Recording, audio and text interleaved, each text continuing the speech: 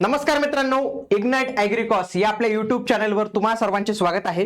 तर कृषी विद्यापीठ भरती 2025 संदर्भात सरकारने एक मोठी घोषणा केलेली आहे। येत्या 15 दिवसातच आपण ही भरती प्रक्रिया जी आहे तर ती सुरू करणार आहोत, अशी माहिती खुद्द महाराष्ट्र राज्याचे कृषी मंत्री दत्ता मामा भरणे यांनी जी आहे तर ती दिलेली आहे। तर याच्याविषयी आज आपण संपूर्ण माहिती जी आहे तर ते आपण बघणार आहोत, म्हणून हा व्हिडिओ तुम्ही शेवटपर्यंत पूर्ण बघा। कृषी विद्यापीठातील रिक्त पदे पुढील 15 दिवसात भरणार कृषी मंत्री दत्ता मामा भरणे यांची मोठी घोषणा। तर हे देखील न्यूज मध्ये आपल्याला पाहायला मिळतं आणि याच्यामध्ये कृषी सेवक आणि कृषी सहाय्यकचं एक चांगलं पद हे कृषी विद्यापीठात असतं। कृषी पदवीधरांना खूप चांगली सुविधा इथे मिळत असते। त्याच्यामध्ये टेक्निकल आणि नॉन टेक्निकल असा दोन्ही सिलेबस असतो आणि याच्यासाठीची आपली एक बॅच आपण इग्नाइट अकॅडमीच्या प्लॅटफॉर्मवर उपलब्ध करून दिलेली। टेक्निकल तसेच नॉन टेक्निकल महाराष्ट्रातील सर्वोत्तम फॅकल्टी सोबत ही बॅच आपण तयार करून दिलेली आहे। तर या बॅचला तुम्ही नक्की इनरोल जे आहे तर ते करू शकतात मित्रांनो। बघा, डॉक्टर पंजाबराव देशमुख कृषी विद्यापीठ अकोला येथे 20 तारखेला आढावा बैठक झाली। या बैठकीत राज्यातील कृषी विद्यापीठांमध्ये अनेक वर्षांपासून पदभरती झाली नसल्यामुळे शिक्षण, संशोधन आणि विस्तार हे 3 काम असतात विद्यापीठातले, तर या कामांवर परिणाम झाला असल्याची माहिती आलेली। प्राध्यापक आणि कर्मचारी यांची कमतरता भासत असल्याने कामकाज नीटपणे होत नाही आणि याच अडचणीवर मात म्हणून सरकारने ठोस पावले उचलली असून येत्या 15 दिवसात भरती प्रक्रिया सुरू करणार असल्याची माहिती कृषी मंत्री दत्ता मामा भरणे यांनी जी आहे तर ती दिलेली आहे। आता याच्या पण आधी खूप साऱ्या कृषी मंत्र्यांनी माहिती दिलेली होती, विधान परिषदेत, विधानसभेत पण दिलेली आहे।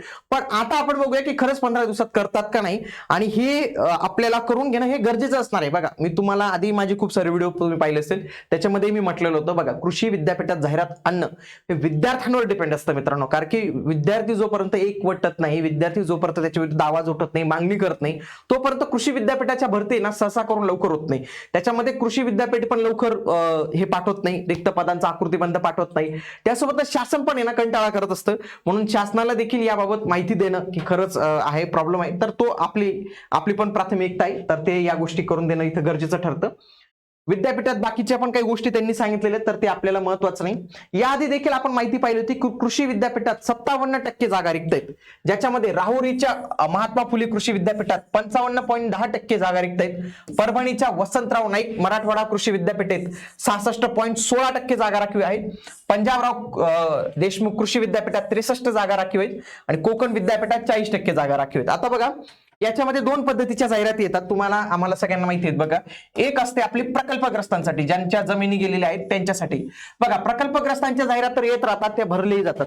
दुसरा जो आपला जो प्रॉब्लेम आहे ना मित्रांनो, तर तो याचा आहे, कशाचा, जी जनरलची आपली जाहिरात आहे, जनरल, की ज्याच्यात महाराष्ट्रातील जे काही कृषीवाले असतील, ॲग्रिकॉसवाले असतील तर ते अप्लाय करतात। ही जनरलची जाहिरात येत नाही मित्रांनो। प्रॉब्लेम आपल्याला तो आहे की जनरलची जाहिरात आली पाहिजे। बघा, प्रकल्पग्रस्तांच्या यांच्या आलेलेच आहेत, त्यांचे पदही भरले जातील, पण ही आपली जाहिरात बाकी, याच्यासाठी आपल्याला जो लढा आहे आगामी काळात द्यावा लागणार आहे।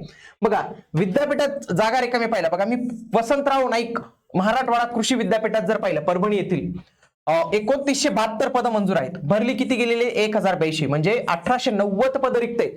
टक्केवारी जर पाहिली किती 63.5%, एवढं नाही व्हायला पाहिजे ना। आणि नियमानुसार माहितीये का, कुठल्याही डिपार्टमेंटमध्ये 80% पद ही भरली गेली पाहिजेत। किती? 80% पद जी आहेत तर ती भरली गेली पाहिजे। महात्मा फुले कृषी विद्यापीठ राहुरी हे 2 नंबरचं, याच्यामध्ये 4533 जागा मंजूर आहेत, त्याच्यापैकी 2035 जागा भरल्या गेल्या आहेत। 2498 जागा म्हणजे 55.10% जागा रिक्त आहेत। तिसरं, पंजाबराव देशमुख कृषी विद्यापीठ 3447 पद मंजूर आहेत, 2173 पद भरली गेलीत आणि 1274 पद, याची थोडी 63% जागा आपल्याला बघायला मिळतात रिक्त।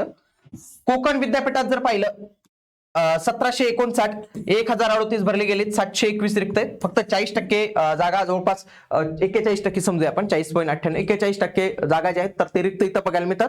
कोकण विद्यापीठाच्या कमी आहेत, पण कमी म्हणजे किती, पण कमी आहेत, भरपूर आहेत ना।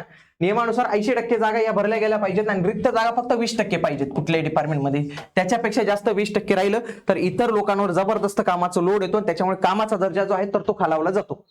आणि मित्रांनो, आपल्या चॅनलवर जे आहेत तर ते इतरही व्हिडिओ घेतले आहेत। बघा, कृषी विद्यापीठाचा एक नवीन GR आणि त्याच्यामध्ये नवीन पदभरती पण झालेली। मालेगावमध्ये एक कृषी कॉलेज आलेले, त्याच्यामध्ये बऱ्यापैकी पद निर्माण झालीत। कोणती पद, हा व्हिडिओ बनवलाय मी, तो तुम्ही नक्की अवश्य बघा। तर अशी नवीन काही उपक्रम शासनाचे झालेले आहेत, पण शासनाने पदच निर्माण केलेले आहेत, पण ते भरली गेलेली नाही।